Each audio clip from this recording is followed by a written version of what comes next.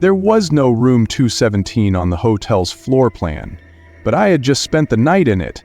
Elias Hart had come to the sleepy town of Darrington to disappear, not forever, but long enough to forget. The divorce was still fresh, his agent was hounding him for a manuscript, and his heart had the hollowed-out ache of someone pretending to move on. The Evermere Hotel, perched on the edge of a fog-smothered lake, seemed as good a place as any to be alone. It was an aging wooden structure, all creaky floors and the smell of old cedar, but it was quiet. That's all Elias had wanted. Solitude. He checked in with a girl at the front desk who barely looked up from her crossword, handed him a brass key marked 217, and gave him vague directions up to the second floor. The hallway was dim, the wallpaper peeling like old skin, but he found the room easily. Room 217 was small but clean, musty curtains, humming radiator, a bed stiff enough to keep his back honest. He slept deeply and without dreams, the kind of sleep that only exhaustion can earn. But the next morning, when Elias mentioned something to the desk clerk about laundry pickup, she paused and squinted at him. "Room 217, she repeated. "We don't have a 217, sir. Second floor ends at 216. Elias blinked, laughed awkwardly, and pointed back upstairs. "I stayed in its last night," he said. But when he walked the second-floor hallway again, confusion curdled in his gut. The room he'd stayed in was gone. The numbers went from 216 straight to 218, no 217, no door in between. He stood in the hallway, heart picking up a beat. Maybe he was on the wrong floor? He checked. No. This was it. The second floor. Yet the place where 217 should have been was just a stretch of wall, perfectly blank. Elias stared, feeling something strange twist in his chest. He reached into his pocket. The key was still there, heavy, cold brass.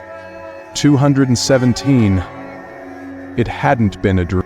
That night, he barely slept.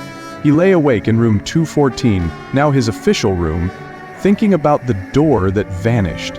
He pulled out his phone, checked the hotel's website. The floor plans confirmed it. There was no 217, no record, just a clean skip from 216 to 218. He walked the hallway again, feeling like a madman. He knocked on the wall between the two numbered doors. Hollow.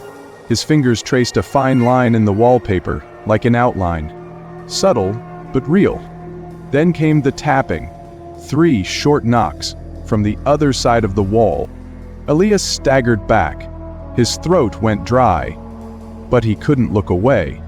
Curiosity began to gnaw at him more than fear. The next day, he bought a flashlight and a screwdriver from the local hardware store. That evening, alone, he peeled back a strip of molding and pried at the wall. A door slowly revealed itself, old and damp, like something that had been buried under the skin of the hotel for decades. A brass number had tarnished into green, 217. He inserted the key, the door clicked open. Room 217 hadn't changed, same wallpaper, same bed, but now it was a mess. The sheets were shredded, lamps shattered, and a horrible stench rolled out like mildew mixed with vinegar and rotted meat. On the far wall, something had been scratched over and over in jagged lettering, gouged through the plaster. "The Quiet Owns, see you." Elias stumbled back out, slamming the door behind him. He tried to report it. Told the clerk, who called the night manager, a tall man with a limp and a polite, practiced smile. Together they returned to the hallway, but the wall was solid again.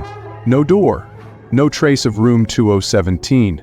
The manager kindly asked Elias if he might be under stress. Grief, he said, can be a trickster. They showed him to his new room again, 2014, and left him with a complimentary bottle of wine. But later, when Elias checked his phone for the pictures he'd taken of the door, the writing, the room, they were gone. Only black squares remained. Except for one video. He didn't remember recording it. He watched it in silence, the hotel dim around him. The footage showed him sleeping on the bed in room 217. But then, slowly, Something began to rise from under the mattress. A shape, long-limbed and silent, no face, no eyes, only the suggestion of a mouth, sewn shut with thick thread. It stood, watching him for 6 full minutes, breathing, tilting its head. Then the video ended. Elias sat there in the dark, cold sweat prickling down his neck. All night he heard scraping beneath the floorboards, soft and rhythmic, as if fingernails were working through from underneath. The next day, desperate for answers, Elias visited the local library. He dug through old archives, hotel records. There had once been a room 217. In fact, it had been sealed shut in 1963 after a tragedy. A family of 4, a man, wife, and 2 daughters, had vanished while staying at the Evermere. Days later, their bodies were found stuffed into the hotel's walk-in freezer, their mouths sewn shut, their eyes wide open. No one was ever charged. The article said room 217 was boarded up permanently.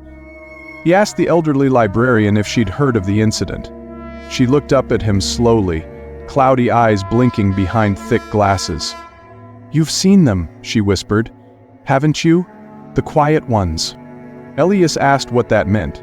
She didn't explain, just slid a folded newspaper toward him and said, "They're still watching." That night, Elias returned to room 217 with a crowbar, a Polaroid camera, a ring of salt, and a bottle of whiskey. He had stopped trying to convince himself it wasn't real. He didn't care if it was madness. He had to know. The hallway was empty, silent as snow. The door appeared for him again. He turned the key. This time, the room was different. Not decayed, but preserved, like a shrine frozen in time. The bed was neatly made.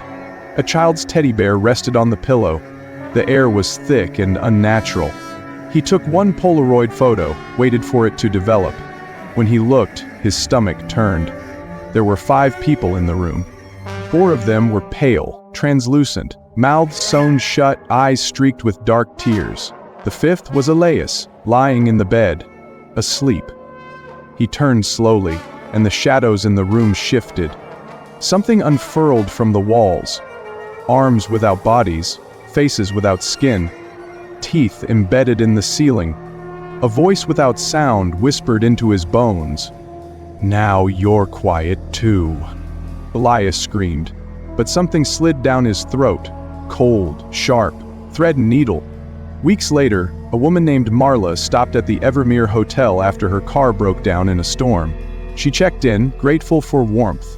The clerk handed her a key, the number written in faded ink, 217. She climbed the stairs, not noticing how the hallway swallowed sound. The key fit a door she didn't remember seeing. Inside, the room was warm, neat. On the desk sat a journal, pages half filled in a nervous, cramped hand. She opened to the last entry.